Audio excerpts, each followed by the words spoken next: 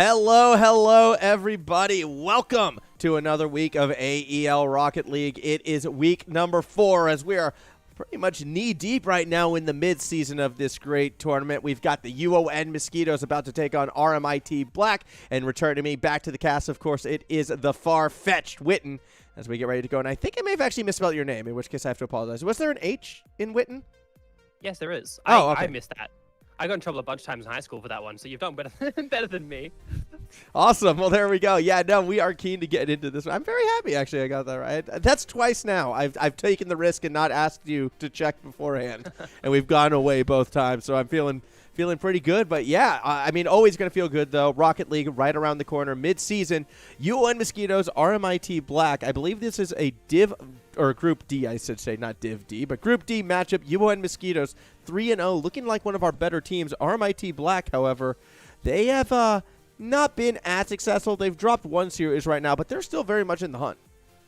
Yeah, that's it. It's kind of that weird part of the season where we're still trying to figure out what 2-1 kind of constitutes in the group stage. We've seen other groups where there've been teams who have been 2-1 or 3-1 or 4-1 who've just really just kind of bounced back resoundingly and looked like fantastic teams. So it's been hard to say, but I do like the Mosquitoes. I think I like them in terms of their play style, the fact they've kind of stuck with each other. It's been a name which we've seen around for a while. So I do have them as favorites, and I think that's probably the smart money, so to speak.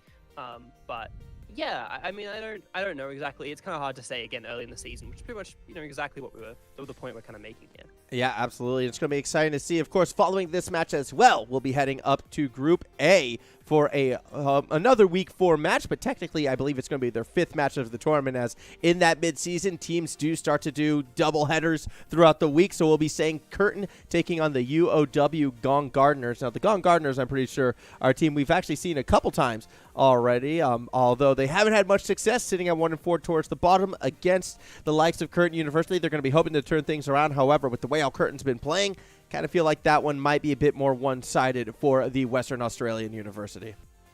Yeah, it's going to be a very big battle for the Gong Gardeners, but they're our underdog for this season, it seems. They're the ones fighting a kind of uphill battle, but we'll see what their improvements they've made. At least that might be something, but I really do think it's going to be a bit of an hard ask for them, I think, in a very big manner, given the fact that those scorelines, 4-1 plays 1-4, that's a big difference. Yeah, it will be a very big difference, and it will be a very big matchup. But before we get into both of these amazing series, best of 5s, by the way, we have some sponsors I believe we have to thank.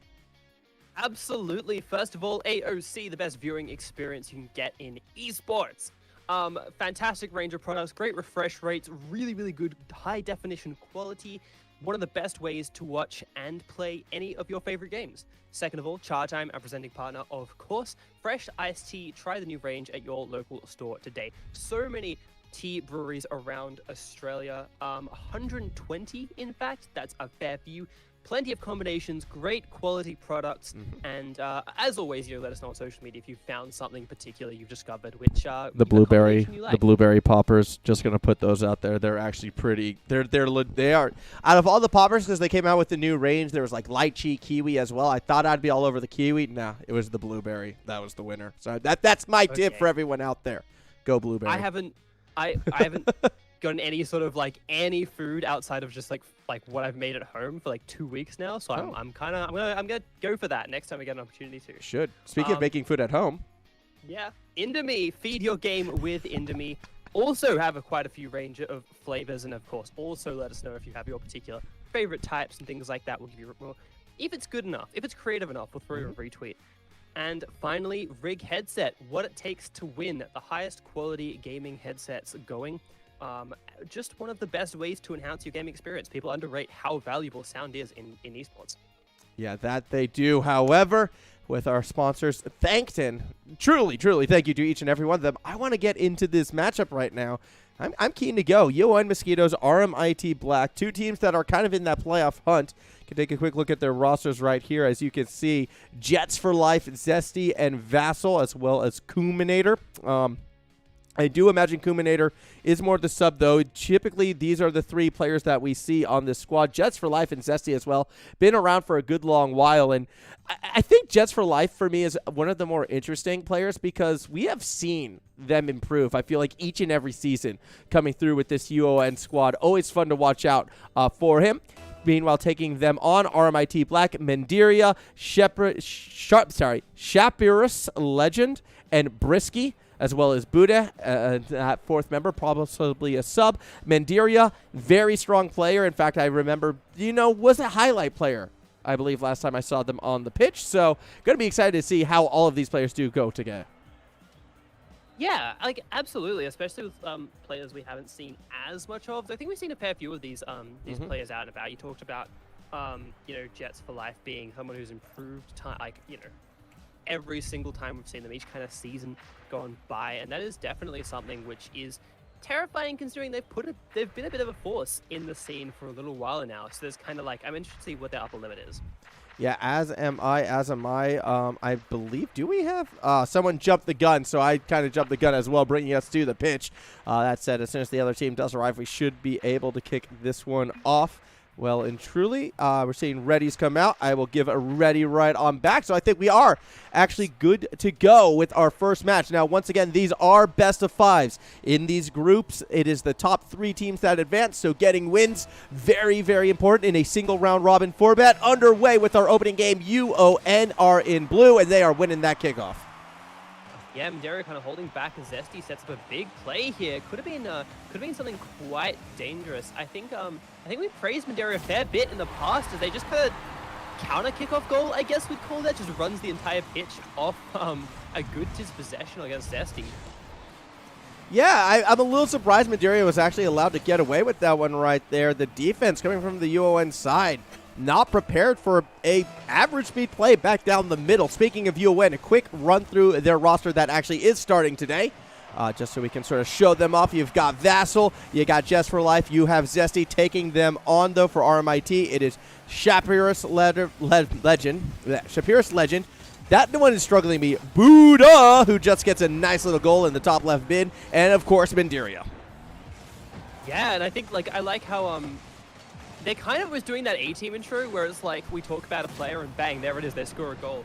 We've just got to say Shapirus Legend again, and I'm sure they'll get Shapirus Legend. Yeah, there it is, Shapirus Legend. Yeah. It's gonna happen. They've got the play. Okay, there it is. It kind of works out. It's kind of the opposite of Cast Curse, but being a bit more serious in this game. Yeah, RMIT finding 2 quick goals very, very early. It's a good start for them, given the fact that they are fighting against a team who is higher ranked than them at the moment, even though it is pretty early in the season in terms of standings. Mm-hmm. Yeah, it is. I don't know. Mendiria is a player who historically has been very strong in this event. Very, very strong. And I'm excited to see, if Jets for Life and co. Pardon me, can actually rise up to that level. Pardon me with that. Excuse me right there. Buddha, at the moment, will be able to throw it across the middle of the field, though. Mendiria jumps up for the spike down. And that's the kind of dynamic attack from Mendiria that we have come to expect.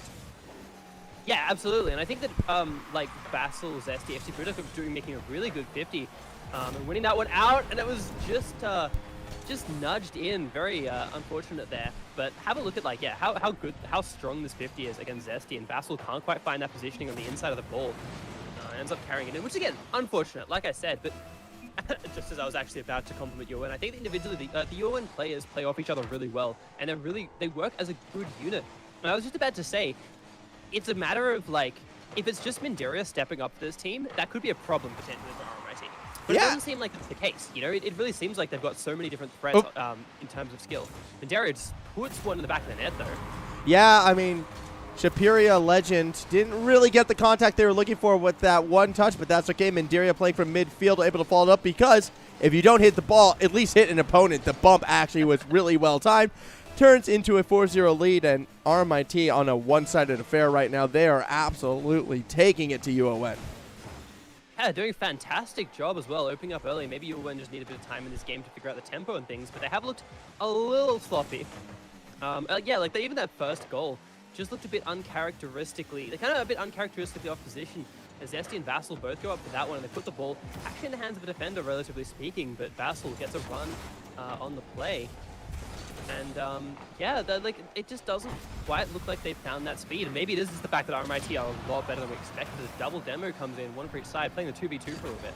Yeah, that's going to allow Mandiria to press forward. We didn't really see anyone from the UON side. The Mosquitoes kind of sat back and gave that possession over to RMIT, who, well, they've just opened up the middle of the field as well. A chance for Just for Life actually wins out against Mandiria with the first touch. Backboard setup for the second. Vassal doesn't have the height. Zesty does. Shot backboard. Third member not there.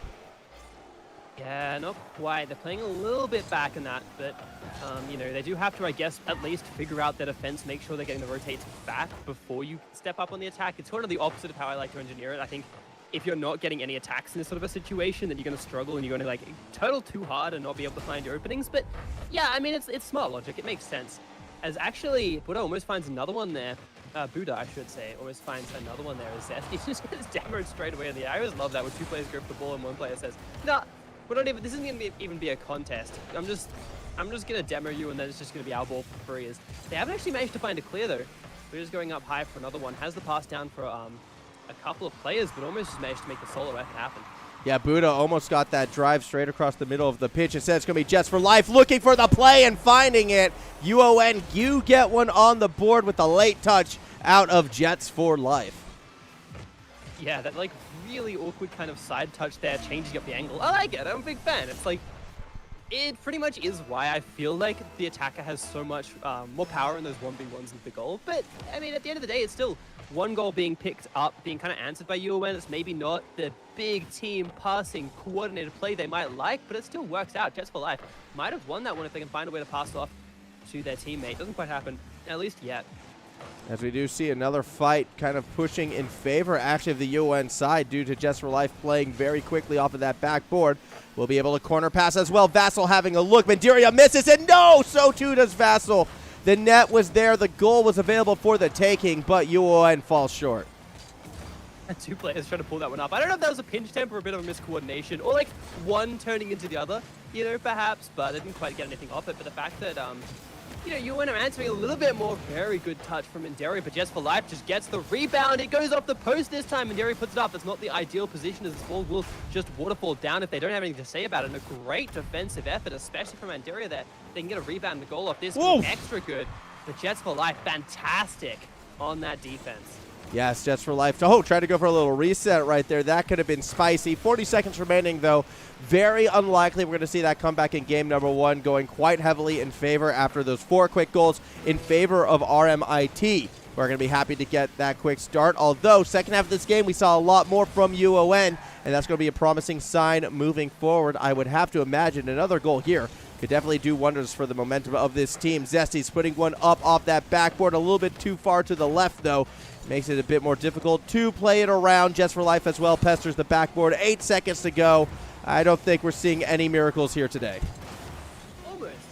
I like the attempt. There's kind of like an almost play happening there. It actually might keep going as Just for Life goes up from Mandiria. Just silences that one, maybe. Maybe it's actually just going to be turned around. Oh, no.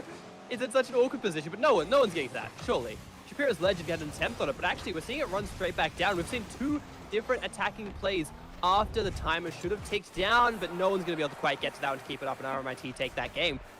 Second half, though, much better for the side of UON, and I feel like both these teams have a bit more to show that didn't feel characteristic of how we've seen them play in the past. Maybe it's the fact that they, like, scale up over the tournament. They need that, like, time to power up and to really get that better, it kind of hit their stride, I guess, over the course of the season, but I definitely do think we can see a little bit more from both these teams. Yeah, I have to agree with you. I think we will be seeing a bit more from them as they move on. I mean, the hot start from Mandiria and Buddha as well, who I don't feel we're singing enough praises with. Buddha was doing a good job in following up. The goals might not have been as dramatic as Mandiria, but definitely is right place, right time. And it did feel like RMIT, particularly when on the attack, were moving much more cohesively as a group. They felt a lot more structured, and I'm still kind of leading to them to be my favorites in this matchup. Either way, game number 2 kicking off. And once again, it goes RMIT's way. Why? Well, because Mandiria is there, unable to really get around it for that last shot, though. It does feel like a little bit of a lucky break for the blue side.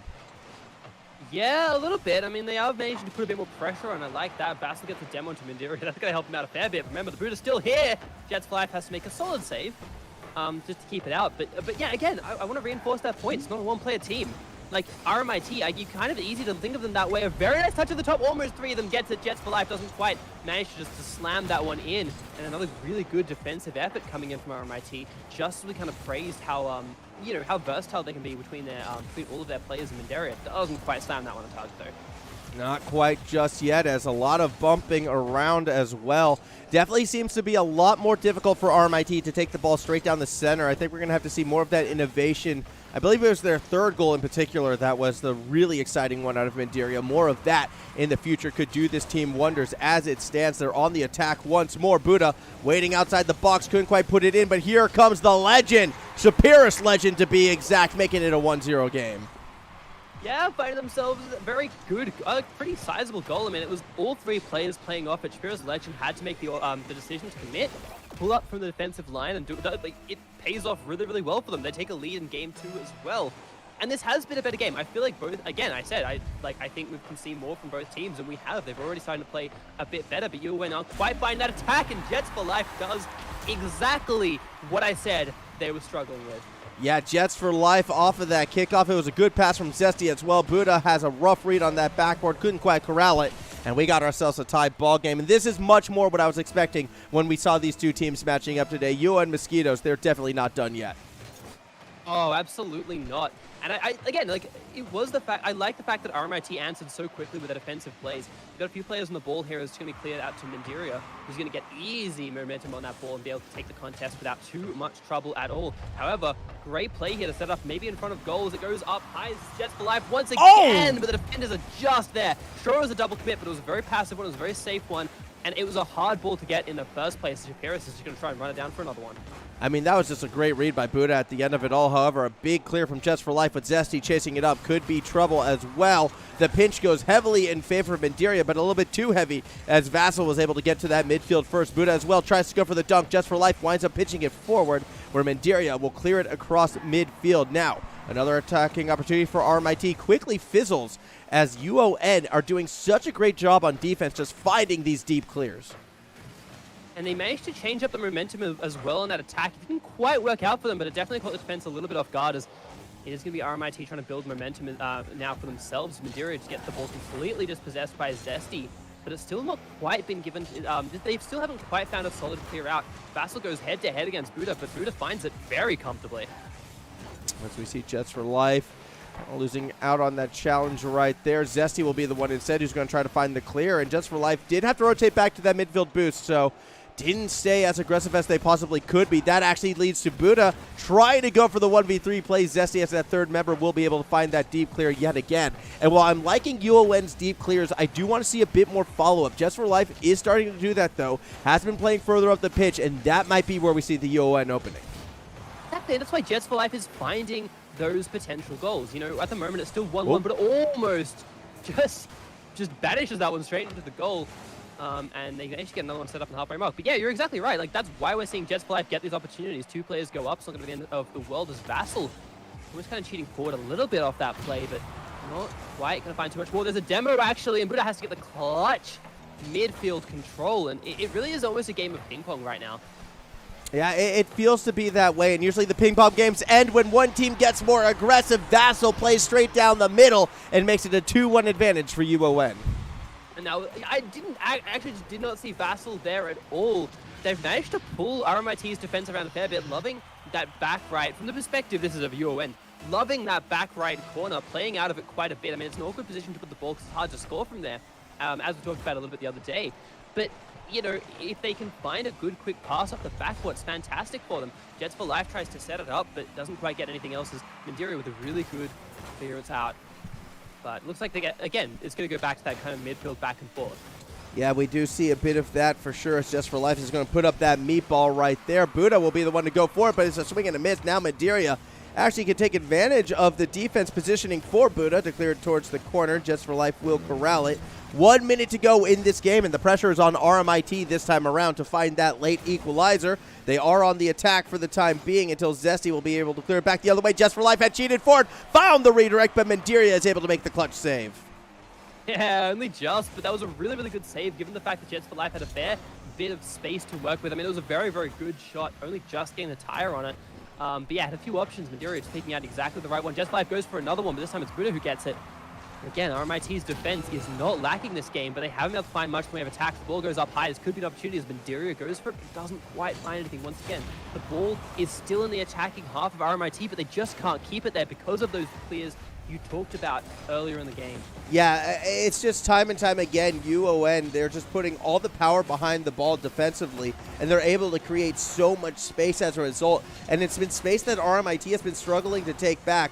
4 seconds to go in this one. A 0-second play across the pitch is what we need to see right now from the RMIT side. Mandiria is on the way, keeps it up. The Legend gets underneath, goes for a pinch with Buddha. They can't corral it, but Mandiria gets underneath. Zesty lets it fall, and UON tie the series up. Given how much, kind of overtime, not overtime, post 0-second play we saw in that first game, I was a little bit worried there for a sec that we might actually have to go to that overtime, and it would be really crushing for side like UON, but the games are scored now. The games are scored. The game scores are tied, I should say, and that's making the series very, very interesting. We expect it to be a good series, but I'm still not entirely sure, kind of where this one's going to go. Of course, it's up to RMIT to start finding ways to find a more coordinated attack. It can't just be Mandiria or Buddha going up. It can't just be Shapira's Legend trying to set up some sort of cheat forward. It has to be something a bit more coordinated, pass play, something like that, getting it past the defenders. But they do have potential. Oh. That was actually a great effort by Mandiria. Yeah, that was Mandiria again off of that kickoff. One flick does bump Vassal all the way, and Jets for Life was already ready to rotate around, expecting that pass to be dished out on the sideline. The Legends right there in the middle. 1-0 lead for RMIT Black. This is very similar to how it played out last game, right? They got the lead, and then it kind of got answered. But the fact, I guess I'm wrong. I guess you can have Mandiria or Buddha set that one up and have Legend just kind of flick it in. But I don't know if they want them to be relying on that play consistently. Rotates back for Jets for Life as Vassal gets demoed, but they're still able to keep the pressure on really, really well. I mean, the ball does go to Buddha, but again, not finding any decisive clearances. Yeah, we haven't seen that too much from the RMIT side. They have been struggling a lot more to clear that ball out since game number 2. Well, now, they thought they had the opening, but it was actually 2 defenders running into each other. I think that threw Legend a bit off balance. We do have Buddha now going to be trying to make a play on that side wall, but a lot of clumped up defenders means UON has to race back. That was almost an egregious mistake coming from the blue side. Yeah, they can make those mistakes still, and you can capitalize on if you see them. Once again, Vassal getting demoed for a second time as UON go up for that attack, and it might buy some opportunity, but Vassal has plenty of times to respawn and get back into it. Mandiria, I don't know if they've got anything to say. Buddha has cheated up here, managed to get a really good position, not quite cheated up, but has managed to find themselves a really good position in front of the goal, take that backboard pass to put them up 2-0. Yeah, you can see it right here. Just for Life just didn't make the backboard read that they had to, unfortunately, and Buddha was in position to capitalize. We saw that a lot in game number 1. Buddha's a little bit tricky like that. Will always be in the right spot, I feel like, on the right time if you're going to make a defensive mistake. Has gotten 3 goals now, and each of them looks so similar. Yeah, and I like the fact that they are still putting on that pressure, well, not still putting on the pressure. They are turning up the pressure, if anything, on the UON defensive line. They know how well UON can find a clear if they're given opportunity, so they're just trying to force out these mistakes. A bit of a whiff there coming through, but they've still got plenty of time for Vassal to try and make it clear out. Just for has the ball, but didn't get a solid touch, so it's going to be Mandiria. Not quite clearing it out, but at least putting the corner to slow down the attack for a second. But Zesty has an answer, but again, no one committing to that attack from the side of UON, so they're going to kind of have to play this midfield area. Mandiria with a huge 50-50 potentially, depends on how Shapira's gets it, but doesn't quite get a sizable attack. As now it's going to kind of reset again, so it's going to be UON trying to find those clears they've been doing so well of, but they haven't actually managed it this time. No, they haven't been able to just yet at the moment. UON kind of pinned down. They just haven't had the speed required, and I think a lot of it has to do with how much further forward RMIT has actually been playing this game. You can sort of see every time we look more towards the middle of the field, they are kind of sitting around that mid-pitch line, waiting for a chance to see a defender commit, and then they're getting aggressive as Mandiria is able to put another one in, this time through that corner setup, a 3-0 lead as we approach the halfway point. Yeah, that kind of stemmed through a bit of a miscue on the attack from UON. I mean, it was a fantastic play, of course. Mandiria, this squad, this RMIT squad, you can't give him anything. They'll just run with it. But the thing which kind of happened there is that UON got a little confused on the attack. There was supposed to be a pass, but they didn't really know who was going to take it. And that tiny tiny second of miscoordination is, again, what RMIT loves to pounce on. And once they've got that momentum of that counterattack running, there's just nothing you can do. Jets for Life tried to rotate back immediately and just didn't quite work out. So, again, fantastic work from RMIT, putting the pressure on and keeping UON in a kind of uncomfortable position.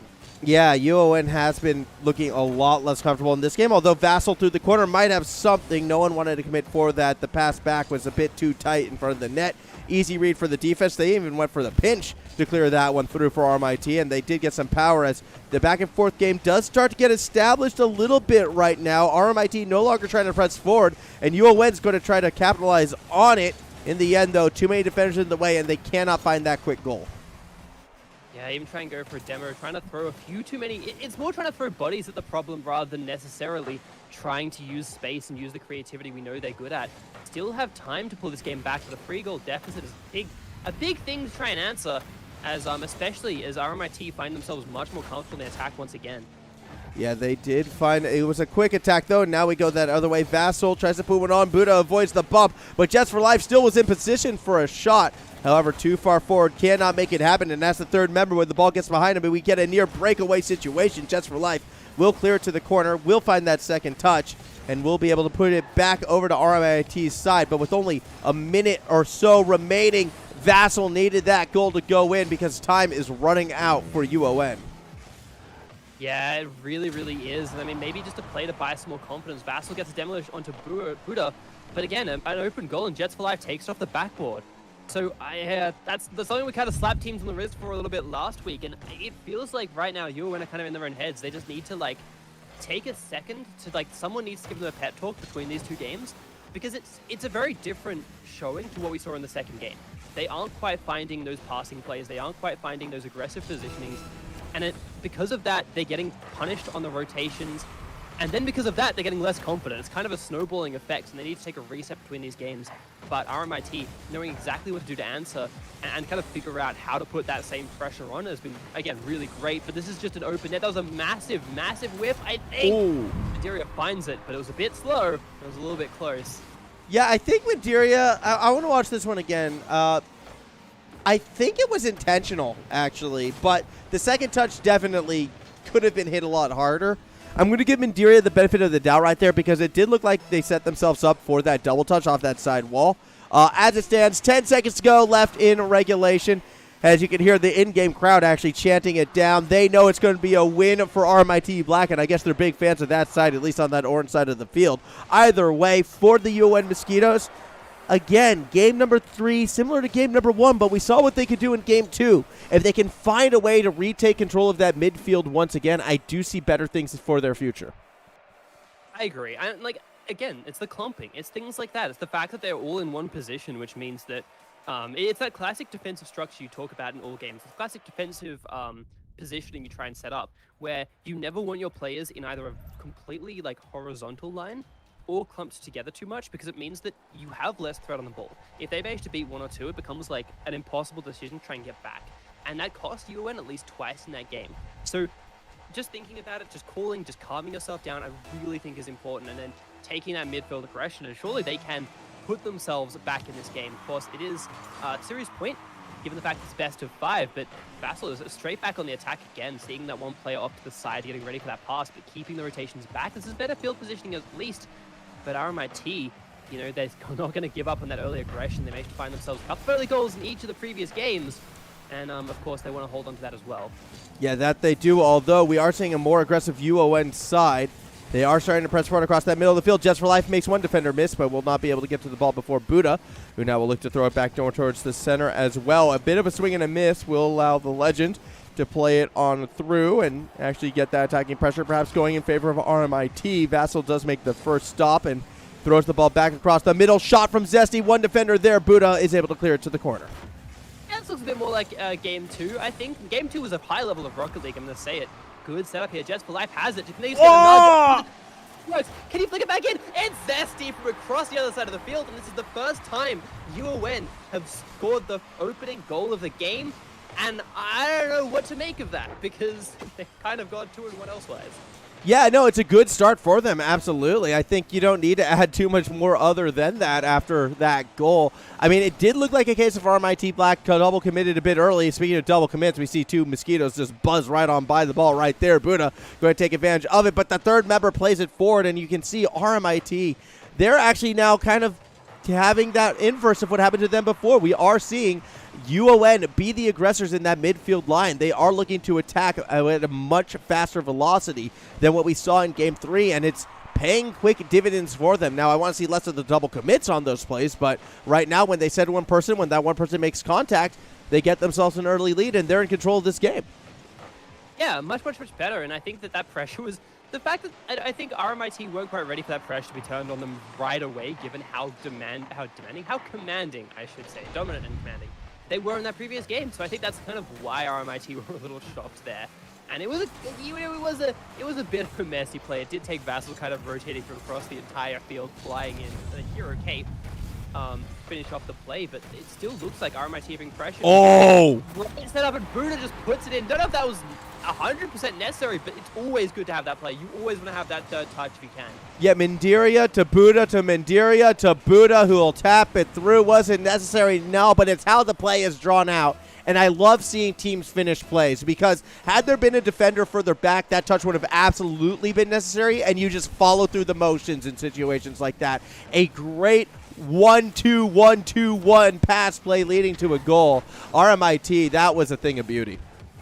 It really was, and there's those sort of plays, you know, when you see a team make a mistake and score a goal, it's hard to, or when you see a team make a mistake and their opponent scores a goal, it's hard to tell how good their opponents are. When you can force a play like that, that's going to work. That sort of play which can work against some of the higher ranked teams. Mandiria tries to set up another one, but of course, support isn't quite there in the same numbers. Here comes the rotation through, but Just for Life still holding it. Vassal takes a pass. Whoa. And that had been on target. That would have been a very good goal. Would have been an awkward goal for sure out of Mandiria right there. A bit of a misstep, but they do recover well. RMIT Black now on the attack as they look to play off that blackboard, but the defense is going to be there. As we see Buddha now, will press a lighter touch. Mandiria follows it up. Zesty has the backboard read and tries to cross the field up, where we see Shapiris Legend throw it back towards the middle, but no more attackers are in position. It's now the turn for UON. Yeah, they managed to get the turn turned over to them. Wow, I don't know what I'm saying here. I'm just going to take a sec. But Zesty does manage to pick up the play a little bit, and there's two players once again grouped up. It does mean there's a passing opportunity, but Zesty quite commit to that one. UON falling back into their shell just a touch. And if RMIT can get that, they can smell blood in the water and they can make plays happen. Shapira's Legend. A very good effort on the attack once again, but this time not passing it off their teammates. And that's the sort of thing you're going to have to do if you can give the opponents that much time to rotate back safely. And this time it's Just for Life has two players to pass it off with. Can they see if this play could be set up? A really good effort by Vassal, but it's got to be Jets put it in. Actually, Shapira's Legend to stay with the first touch.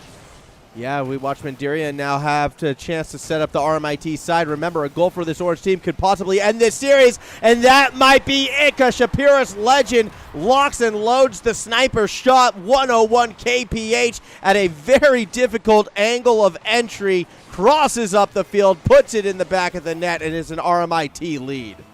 I think Mandiria was there causing disruption in the defensive line as well, making it hard. You know, even if you're not actually connecting with those knocks, it does make the defender kind of have to worry about too many different things. So if a big fiery shot like that comes through, it's just that much harder to put your effort on. It's mental stack, as our fighting game friendos like to call it. You know, you've got so many things to worry about, you kind of get overloaded, and trying to make a save like that is quite tricky. Jets is going to try and pull this one through the offensive line, but just kind of gets knocked out of the way and buys plenty of time for Shapiris to carry this one back. And actually maybe an opportunity if Jets for Life gets the waterfall down. Zesty wasn't quite in the position, but a very opportunistic play as Mandiria might have an open goal, but Vassal just gets there fast enough.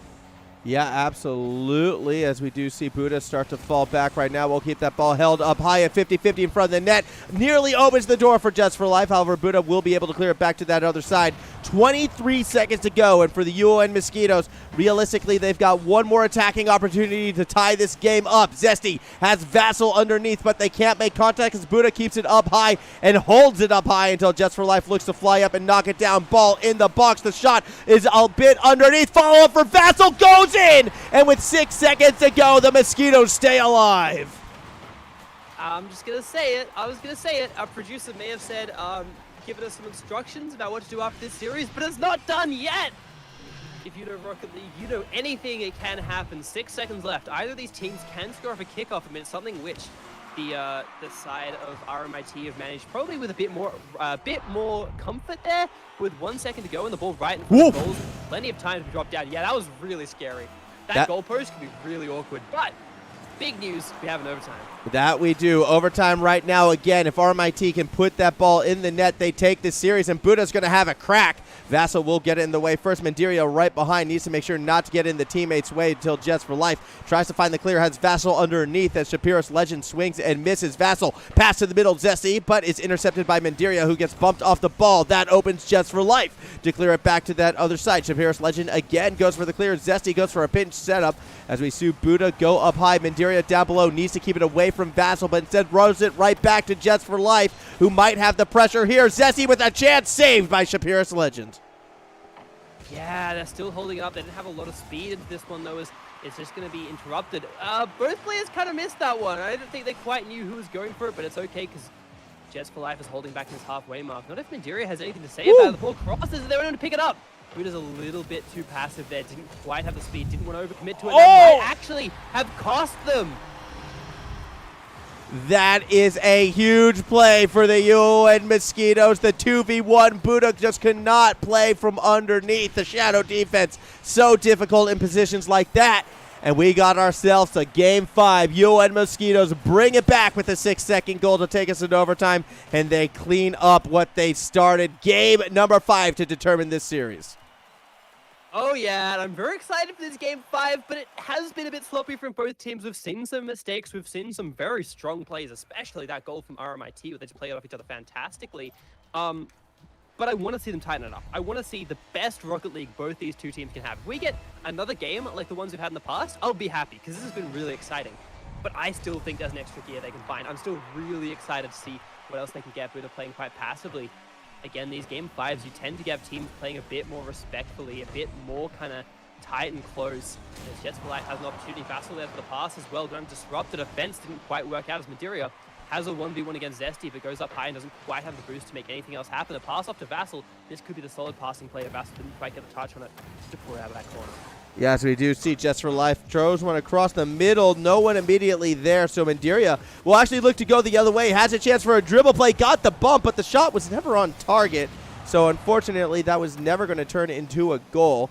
Still a lot of time for our opening point on this one, and it does look like UON will have the next attempt, although Mandiria crossing up the attack, keeping it away from Vassal. The 50-50 goes right down the middle, and here comes Shapiros Legend. Can put this ball anywhere, but winds up faking it for Mandiria, who's going for a reset underneath, can't find the pinch.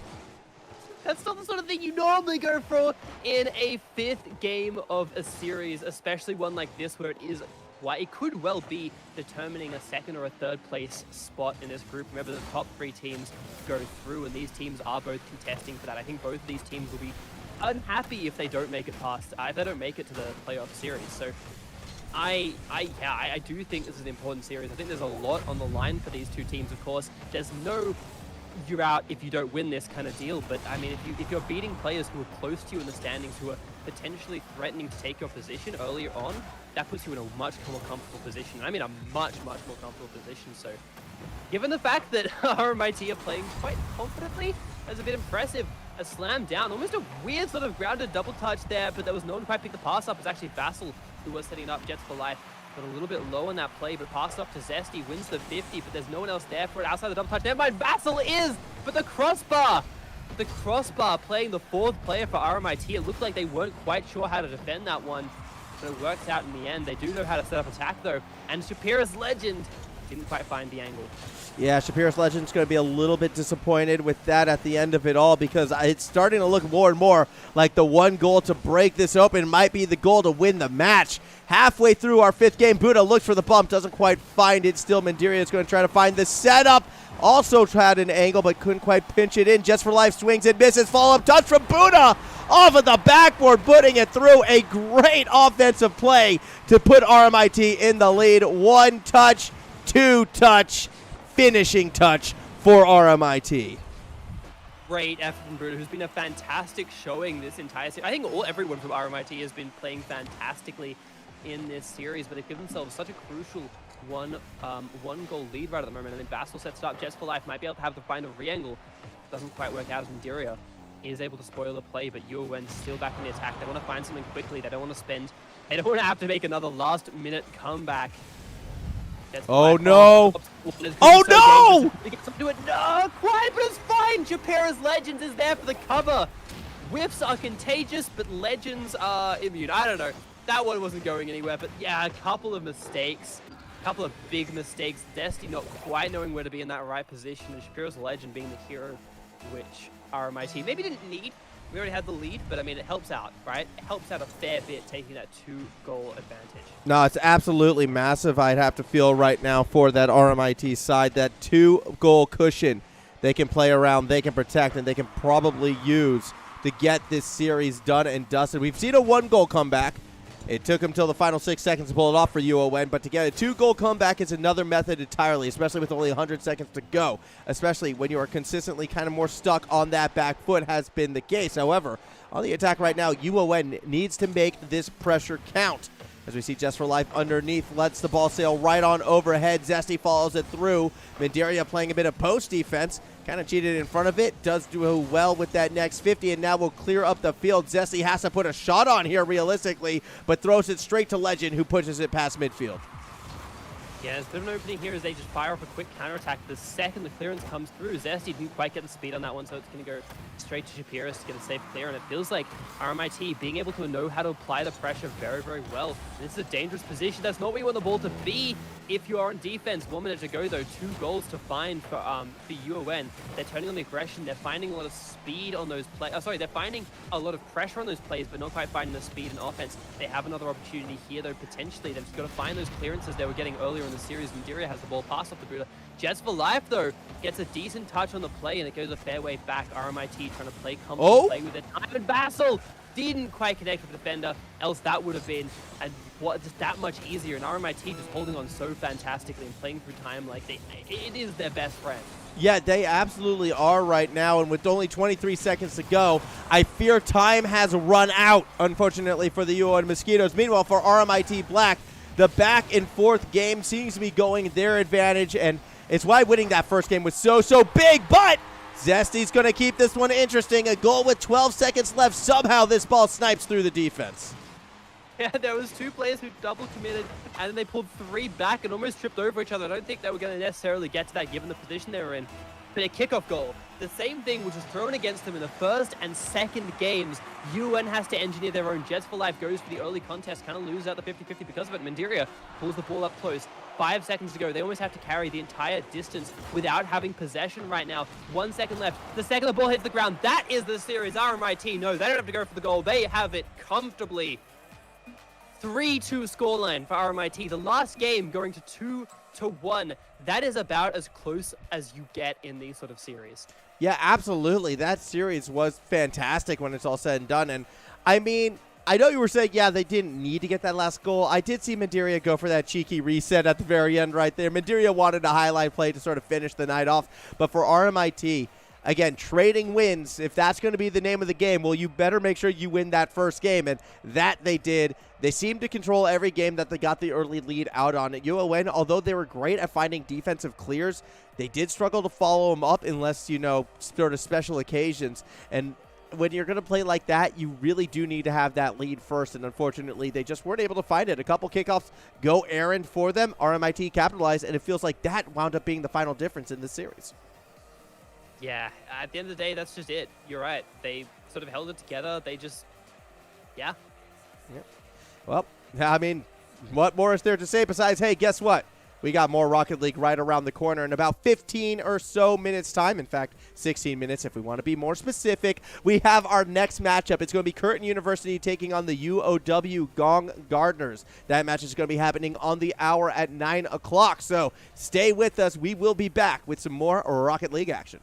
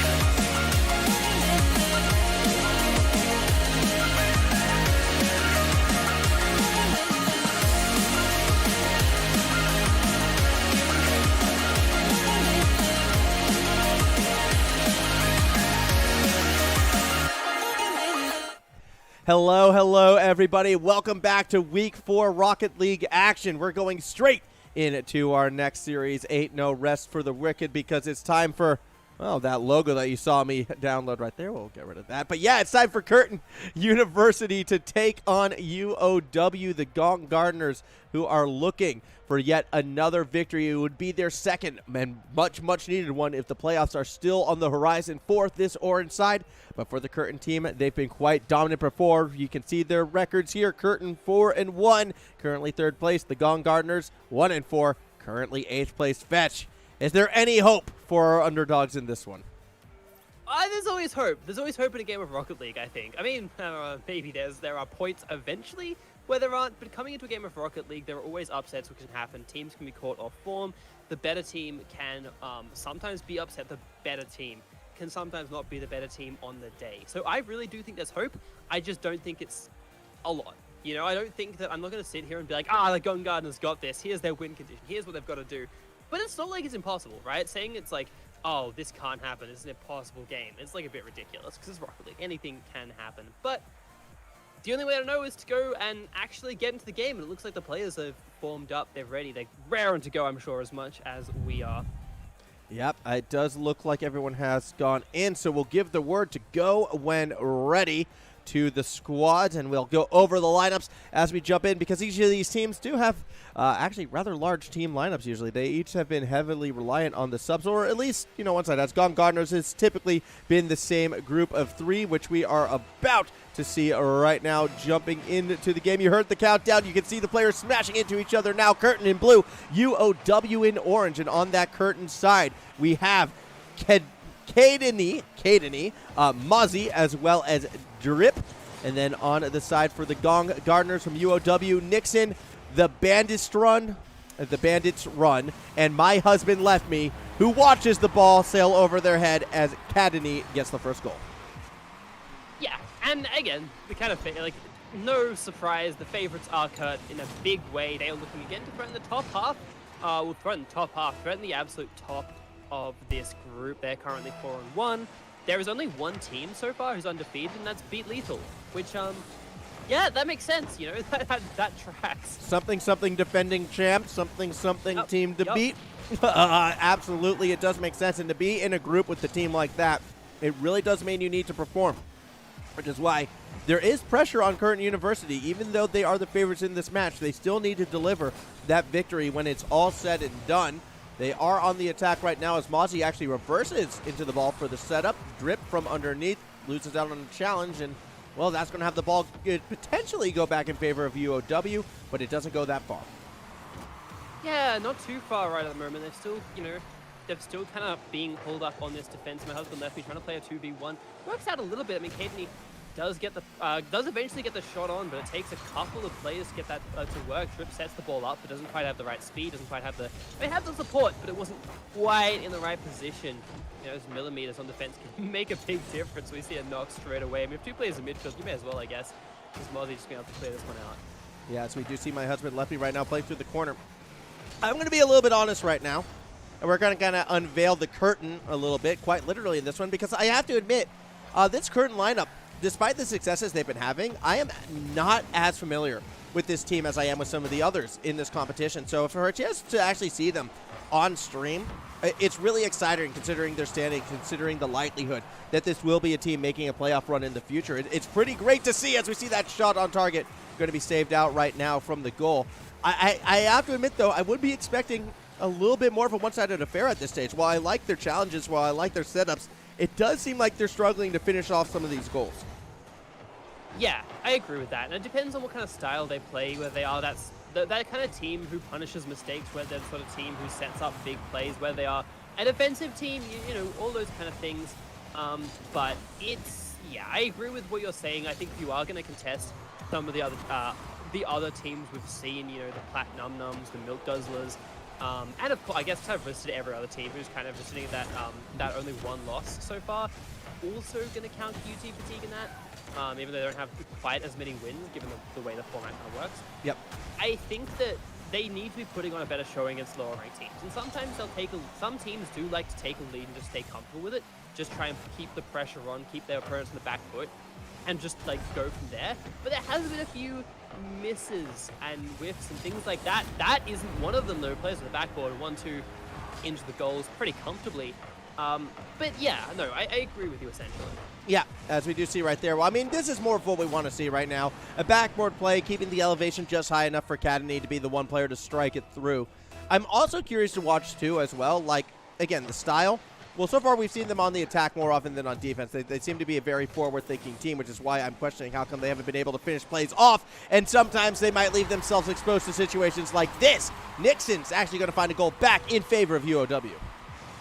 A little bit. They're playing slowly. Let's put it that way, as like a start. They're playing very slowly. They've given a few openings up, and I'm kind of with you. I'm not entirely sure why they have been so unable to put these forward, and we don't know exactly what their schedule has been.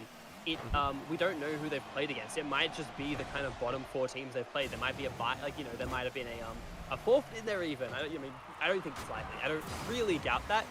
But we just have no context for how strong the opponents they've been going up against are. And it's hard to ask. That was almost a big effort, goal relatively open there. But at least it sets it up from Aussie. I mean, they do at least have the backup and the ability to kind of put the players more or less in the right position.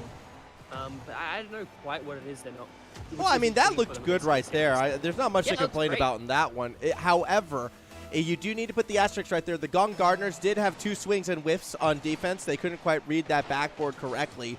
And it did turn into a bit of backboard capitalization. So while that goal did display great car control, and I have to admit, it did show some great car control on that one, a better team or a more alert and more willing to read off the backboard team probably would have had that save in that situation. And that's what I mean. Even though we're seeing a few quick goals coming from the Curtin side, I don't know. I want to see what happens when they go up against a tougher team, perhaps at this stage, and even against, UOW. UOW's found 1 goal already in this game off a counterattack. You can see how far forward they like to play. This has been, their blessing and their curse in the past when we've seen them on stream. Sometimes they do leave their defense exposed, but they can sometimes find openings. Nixon just a little bit too slow to bring us back within 1. Yeah, it almost feels like they're playing a little bit of a chess game. Like, not in the sense that they're thinking 10 moves ahead, but though they might well be. The fact they're kind of advancing their field 1 stage at a time. They're kind of pulling up they're pulling up their pieces up the board as they go. And instead of trying to make these quick, hard counterattacks, it's like, okay, we've got defensive control. Let's move that to midfield control. Let's move that to offensive control. And that's, I think, why they've struggled to pick up these games. And also, kind of, once they've got that defense broken, they can be punished on those quick rotates. But that's something we've seen for both sides, to be fair. It has been, actually. So these two teams do have a very similar looking style. It's just been a case of Curtin has been a bit more consistent in its execution and have had a few more opportunities as a result. That goal we saw right there was probably the furthest back goal we've actually seen right now. So it's the first time we saw a proper counterattack. It's now Cadany has the double touch. Can't put it in. And no! Get a little help perhaps by the enemies right there. They bump the attacker out of the way and say, nah, we got this one, fam. We'll help you out. The own goal at the stream, there always has to be one. Yeah, exactly. And it's going to be in this series, I guess. The 5-1 scoreline, though, that's blown out. While we've been talking about it, that has been, kind of the favor of Curtin. As we expected, they've stepped up a little bit in these plays, but have still left some pretty massive defenses open. And I was going to try and make a joke about, getting by a little help from your friends. But there isn't even a buggy in this game, let alone a beater. So it just fizzled. It fell flat. Unlike Curtin's second half of that game. Yeah, Curtin very, very happy with the second half of that one. They are going to go ahead and take our opening game in this match. And although it was a slower start by the second half, things did start to accelerate. So we saw a little bit more of what Curtin, I think, has to offer in this series. Looking ahead, however, though, again, we have seen the Gong Gardeners sort of behind in similar situations in the past where they've been able to bring it back to an extent or so. And we'll see if they're going to be able to get some consistency through as we have a little bit of a game crash situation right now, although Cadany's saying, yeah, let's just play. They'll be back in time. Why not? All right, into our second game in this best of 5. Curtin up 1-0 right now, but as we are underway, now actually playing, I believe they might be down a member as we take a quick look. Yeah, they're just going for a straight 2v2.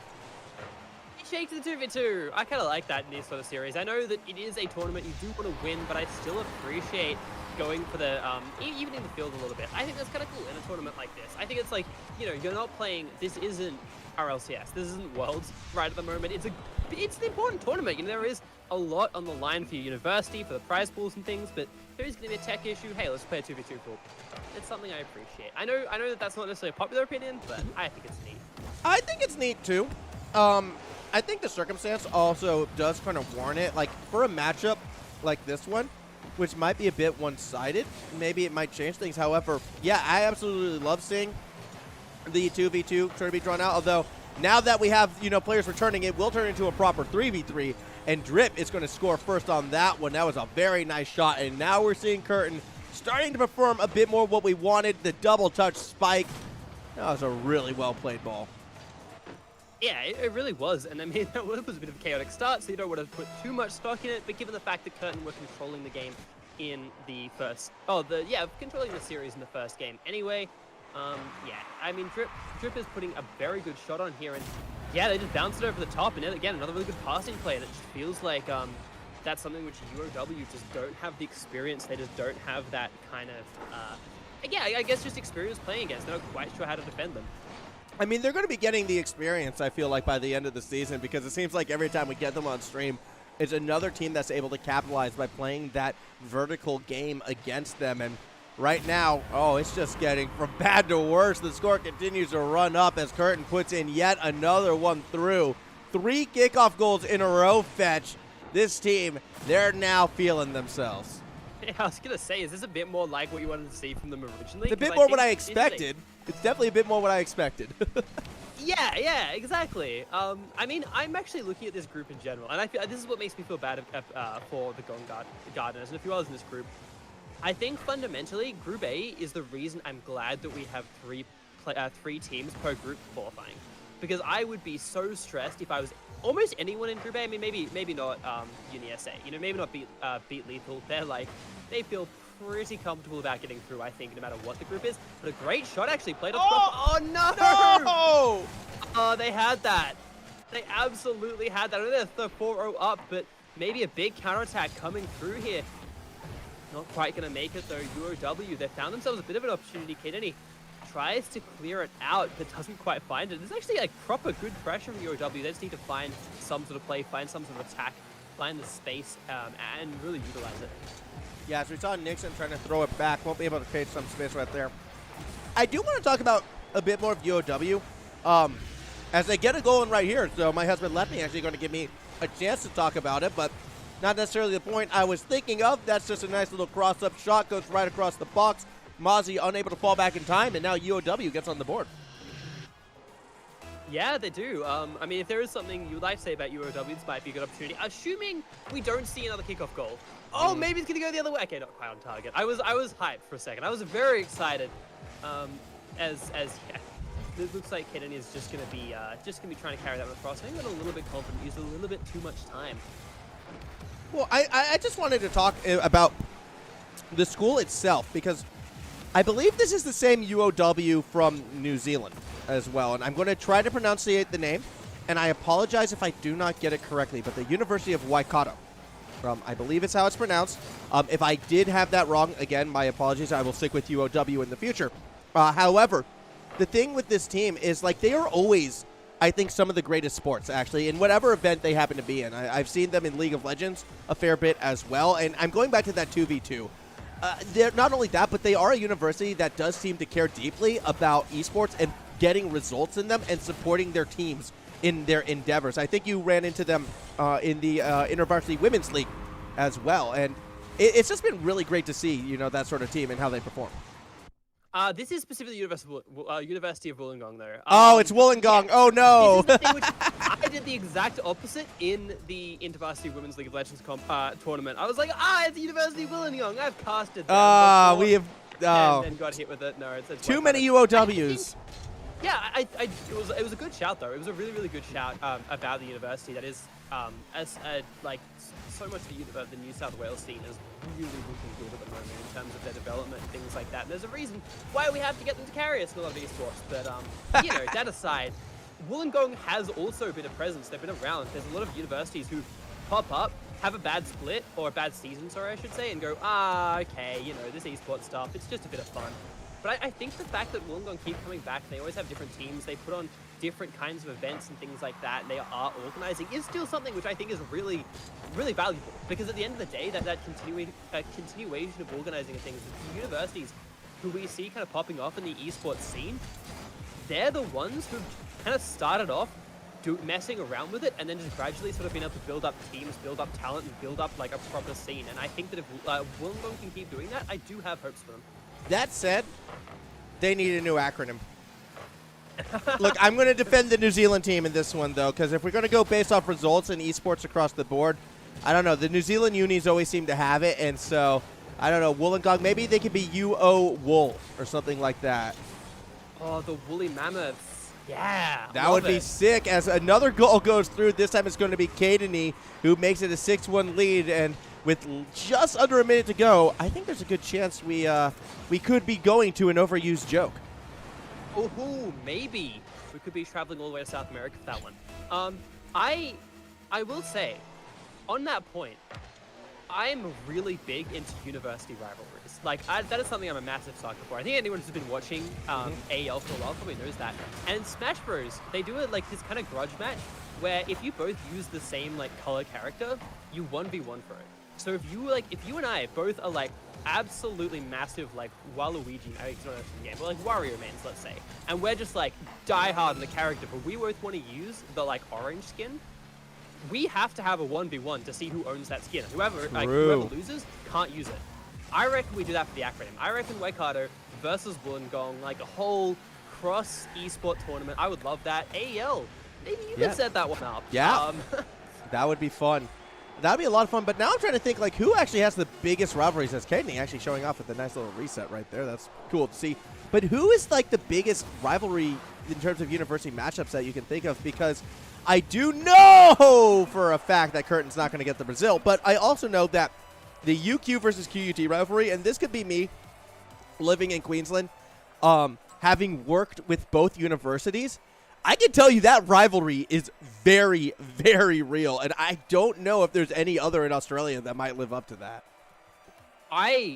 That was getting my answer as well, so I think we'll go with that for now. I mean, again, like, it's kind of weird because, like, I'm trying to think of all of the other ones. I know that I have a friend who went to one of the South Australian universities. I think it wasn't UniSA, but they have a rivalry. I don't know if it's specifically esports, and I don't know if it's just, hey, we're next to each other, because you can walk from one campus to the other. Like, I know when we've been hosting events in Adelaide, I have like walked past both their campuses and been like, oh, okay.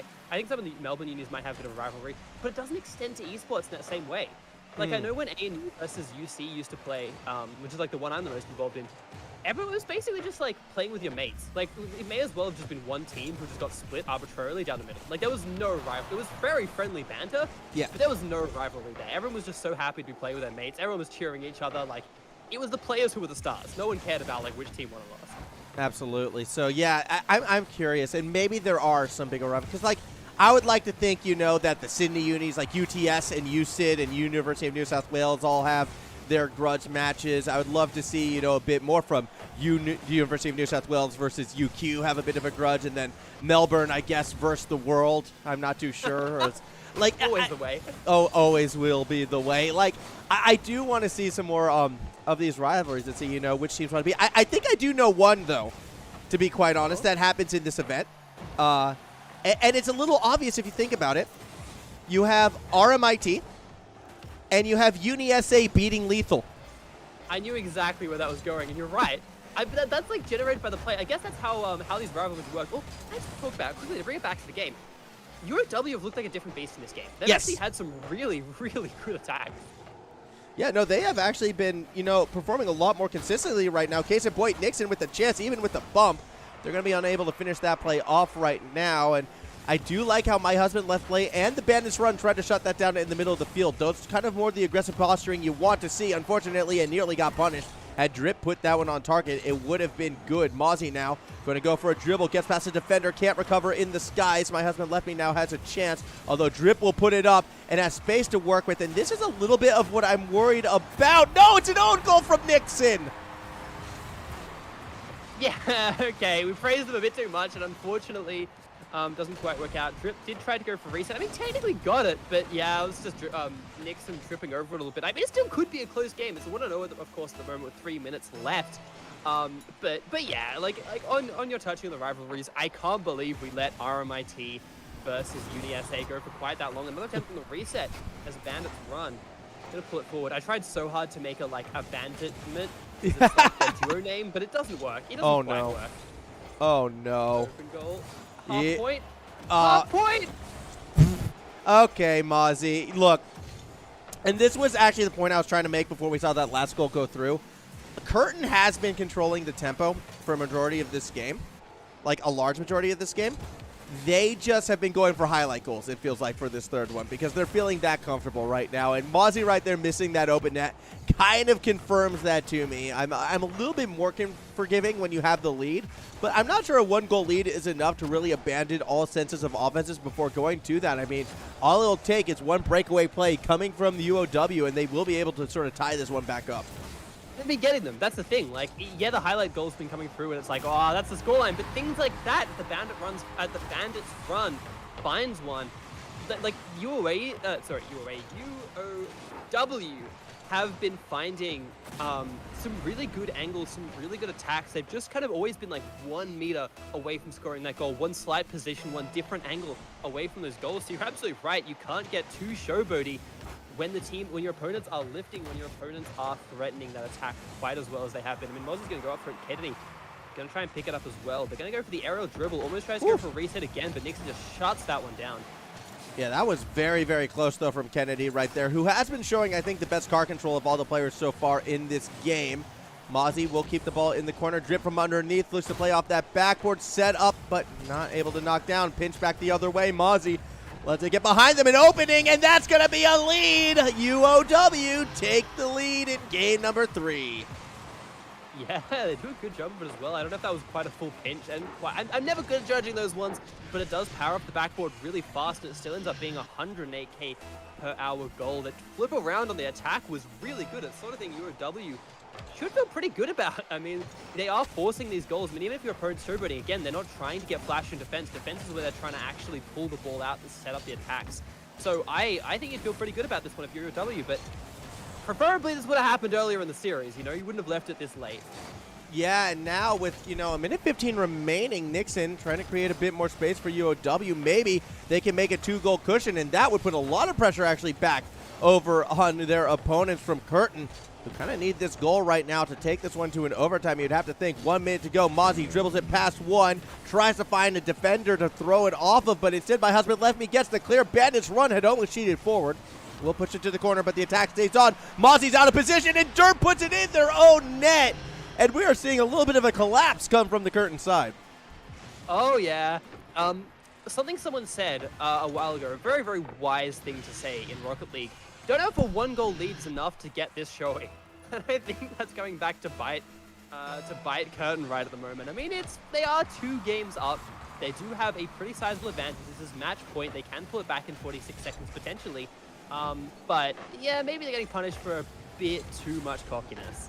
Yeah, it kind of feels that way right now. Still plenty of time, though, for a couple of attacks, and you can see Derp has it set up. Doesn't win the 50, though, that they need to, and that's going to be a nice follow-through out of Nixon, who will get that ball all the way towards that backboard. Kennedy now looking to clear it across the middle of the pitch. It's going to be a double commit, and the late touch puts it through.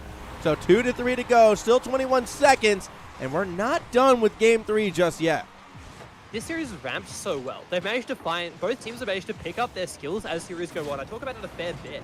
And it's not always true. You know, sometimes teams come out of the gate swinging and it's just up to their opponents to catch up. Or sometimes both teams do, where you get an absolute slugfest right from the start.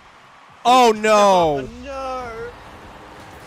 Oh, that is not how you want to see an equalizer go down. Although I do think that profile pick is fitting. Mozzie doing UOW dirty with that goal right there.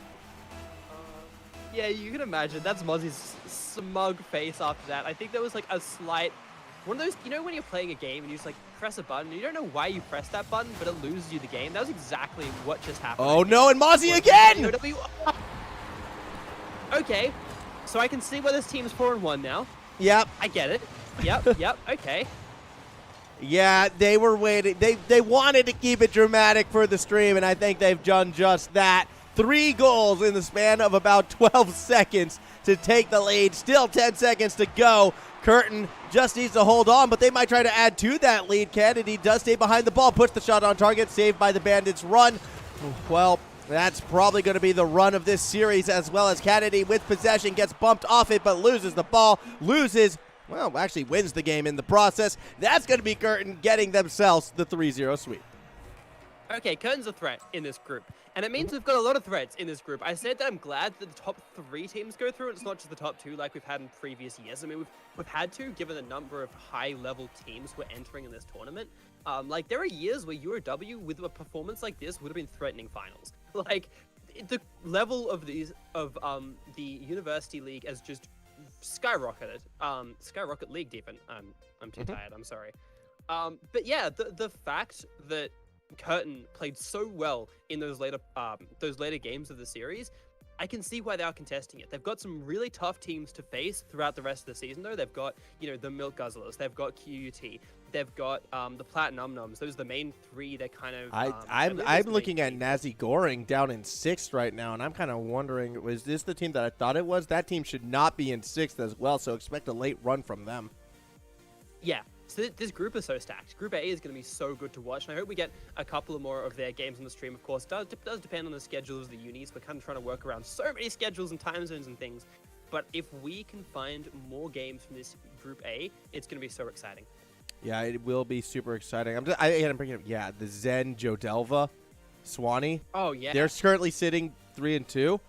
Yeah, that's not going to last, Fetch. That's the sort of monster waiting underneath as well. Group A is easily the most stacked group, and it's going to be a lot of fun to watch. Obviously, though, this is just the beginning.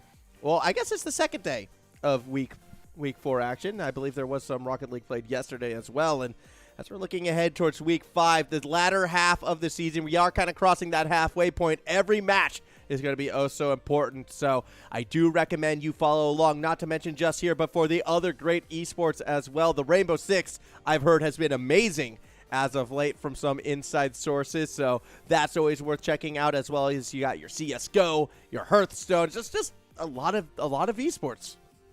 A lot of esports, a lot of it very, very good as well. I mean, as loath as I am to admit it, I think there's some Dota going on. Apparently, True. That's pretty good. Apparently, it's another MOBA which people like. Whatever, sure thing. Buddy. There's no Pokemon in it's it. been great. There's no Pokemon Unite. There's no Pokemon in it. But yeah, we're going to hold one. Don't quote me on that. Oh, yeah, no, sorry. Don't quote me on that. No, I was gonna start a bit. I was gonna claim that we're gonna hold the stream hostage. Yeah, true. We should. But that is a joke. That is absolutely a joke. Don't take this seriously. But yeah, like there's so much going on around the place. Keep an eye on all of the AEL social medias and Twitch and Facebook. Well, it's social media, but you know what I mean. Yep. All of those to find what other streams are going on, because they're all really good this year. It has been a great year of competition. One last time, a thank you to our sponsors, RIG, Indomie, AOC, and Chatime. Big thank you to all of them as well for tuning in. And until next time, we'll catch you all out there out on the pitch.